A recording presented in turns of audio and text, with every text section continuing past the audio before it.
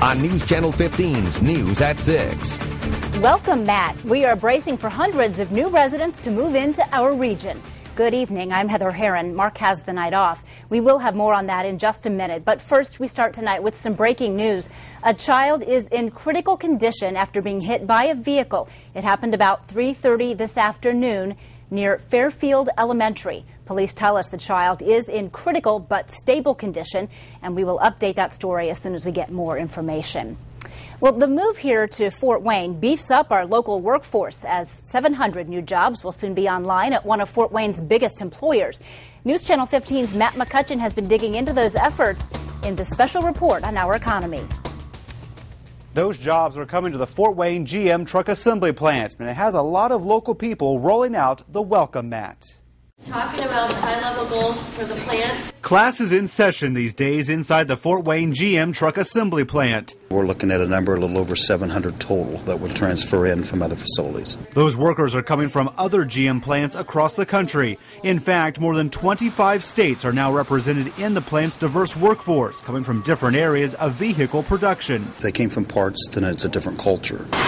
That requires about a week's worth of training for everyone to get to know the 2.7 million square foot plant and its more than 30 miles worth of conveyors. A new group moves through practice stations like this each week.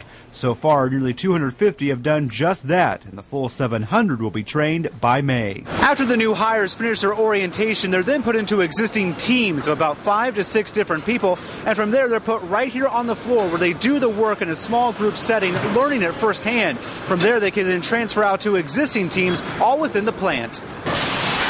Workers are down in the trenches, putting in overtime to transform what appears to be a mess of wires into a brand new Chevrolet Silverado 4x4. It takes 24 hours to make a truck from start to finish.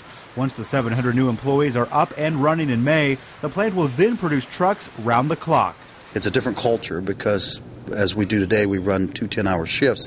So you have 4 hours in between there that some work and maintenance work can be done. The Fort Wayne truck plant dates back to 1986 and will soon produce heavy-duty pickup truck models as well. That's good news for other employers in our area. Inside the plant, you'll find parts from manufacturers all across the area, like the Robert Bosch plant in Albion.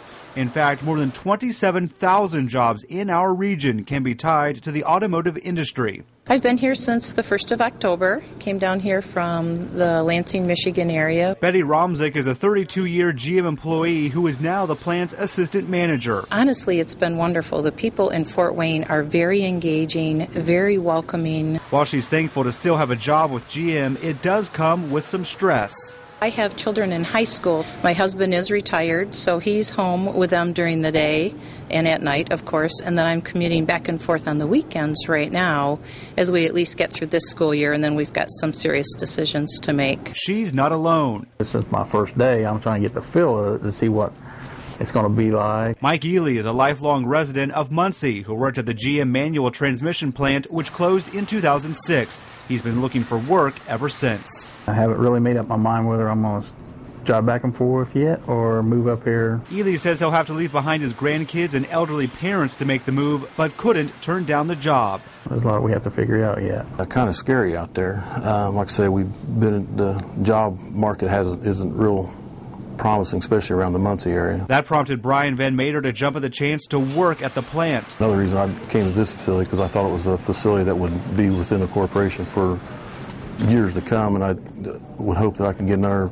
15 years in or so that I can retire. The Muncie native admits it's a soft housing market back home, but there's a silver lining close by.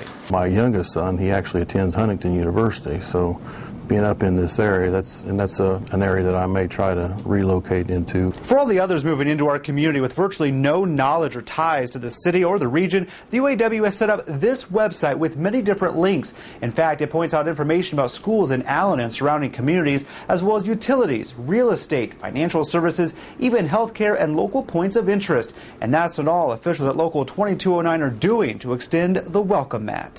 We have some other functions that we have planned down at the Union Hall, some different dances and some different get-togethers and some band, and to do some intermingling with people and feel part of it instead of being an outsider looking in. Those are steps workers say are helping. Everybody's all real friendly here and really want to work with you to get you to know the area and the facility. The city and the county are also extending the welcome mat with various incentives and programs for the new residents.